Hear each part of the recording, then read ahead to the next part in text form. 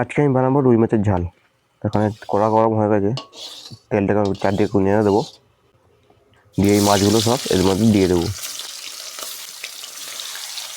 5টা মাছ, যে মাছ ভাজা হয়ে গেছে আমার। এবার মাছগুলো সব আমি তুলে নেবো একটা করে। তুলে নিয়ে এরপর আমি এখানে পেঁয়াজগুলো দিয়ে দেবো।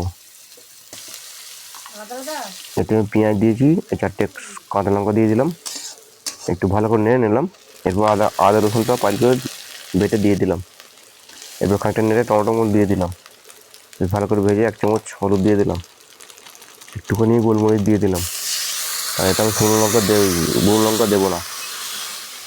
দিয়ে জল ঢেলে দিলাম, দিয়ে এই মাছগুলো দিয়ে দিলাম এর মধ্যে। একটু খানিকটা ফুটিয়ে নেবো, জলটা একটু কমা মতন। এই ধনি আর জিরে গুঁড়িয়েছিলাম সেটা দিয়ে দিলাম, এবং মাছের ঝাল এখানে রেডি হয়ে গেছে। এই যে মাছের ঝাল রেডি হয়ে গেল। কেমন লাগলো মাছের ভিডিও? ভালো লাগলে লাইক করুন।